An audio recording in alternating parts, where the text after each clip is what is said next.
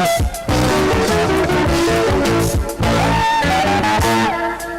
va, oh, ça va.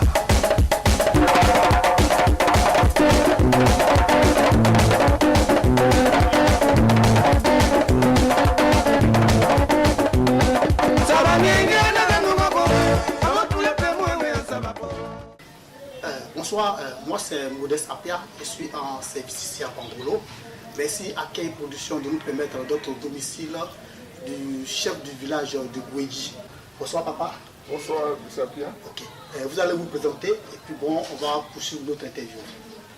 Bien, je suis Touzabouin Benoît, chef du village de Gouéji et en même temps aussi le secrétaire général départemental de la chambre départementale de Ouest tradition de Côte d'Ivoire. Nous voudrions savoir que représente un tel événement à vos yeux. Quelle est l'importance de la culture, de la besoin de la culture pour la jeunesse que nous sommes? La chambre nationale de Ouest traditionnelle qui a été instituée par le président de la République en une institution et a pour mission essentielle de valoriser les us et cultures. Et ça c'est la première mission. La deuxième mission, c'est de promouvoir les idéaux de paix, de développement et de cohésion sociale. Donc tout ce qui concourt à la paix, au développement social, donc intéresse particulièrement les jeunes que nous sommes. Donc je pense que les jeunes qui ont organisé le voyage Gore, bien nous tenons donc à leur dire merci pour le travail qu'ils abattent pour la culture. Au niveau de la culture, ouais, qu'est-ce qui est propre à la culture? Vous l'avez dit, le peuple ouais, donc comme tous les autres peuples, à sa culture et à son identité culturelle, qui repose essentiellement sur les grailles et les cuits. Et c'est donc le élément fondamental de la culture ouais. Les grailles et les cuits et le passage encore les dits. En fait, le gras pour le peuple ouais, le gras est considéré par le peuple ouais comme une divinité, contrairement à l'idée qui est répandue qu'on appelle masque. En fait, pour le peuple ouais, le gras n'est pas un masque. Parce que le masque, c'est ce qu'on se sert pour cacher un visage. Mais le peuple ouais, considère le gras comme une divinité. Le cuir est une divinité et les dits sont des divinités. Voilà un peu la différence qu'il faut faire entre masque et gras. Donc c'est ça qui constitue l'élément fondamental. En dehors de ça aussi, il y a notre mode de vie alimentaire. Et donc voilà un peu l'essentiel que nous devons donc nous tentons de préserver au niveau de la jeunesse.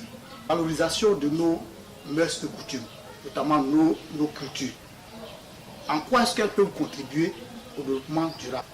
Il faut dire que, comme je l'ai dit tout à l'heure, le peuple ouais, qui considère les cuits et les gras comme une divinité, c'est ceux-là qui sont les détenteurs exclusifs du pouvoir. C'est-à-dire ce que l'Européen appelle pouvoir exécutif, législatif et judiciaire. Mais tous ceux-ci sont les gras et les cuits sont les détenteurs de ce pouvoir-là. Et donc, l'intérêt qu'il y a pour les générations futures à préserver, en tout cas cette identité culturelle, c'est le fait qu'un peuple d'abord se meurt s'il n'a pas de culture, s'il n'est pas enraciné dans une culture. Alors, je prends un exemple. Hier dans la conférence, j'ai dit que l'exploitation abusive de la forêt, c'est-à-dire la faune et la flore, est une menace pour l'existence de la culture ouais, et pour les générations futures. Parce que l'attribut vestimentaire des cuits et des grailles provient essentiellement de la forêt et de la faune. Et c'est pourquoi nous sensibilisons les jeunes à faire en sorte que, face à l'enjeu que constitue la culture pérenne, café, cacao et via, mais il faut toujours préserver certaines essences de la forêt pour que demain nous puissions vivre. Parce que si demain le jeune ouais, ne peut pas manger son bleu bas, il ne peut pas manger son kwao à cuit, alors il n'est pas ouais. Ok, merci à Kei Production, merci papa pour cette édification. Je voudrais avoir vos impressions générales sur la cérémonie qui a lieu en ce moment et votre conclusion. Merci à Kei Production. Je pense que le festival Voyage Go, s'il n'existe pas, il faut bien le créer. Et nous devons saluer les jeunes gens qui ont eu cette initiative d'organiser le Voyage Go. Parce que son nom l'indique, Boyago, c'est l'événement du bonheur, l'événement qui rassemble un peu tout un peuple, toute une communauté. Donc il participe du coup de la cohésion sociale. Cela est important. Nous sommes dans un pays aujourd'hui où il y a des trous. Mais il est nécessaire que tout le peuple libanais, toute la communauté vive dans une parfaite harmonie pour promouvoir le développement. Sans la paix, rien n'est possible.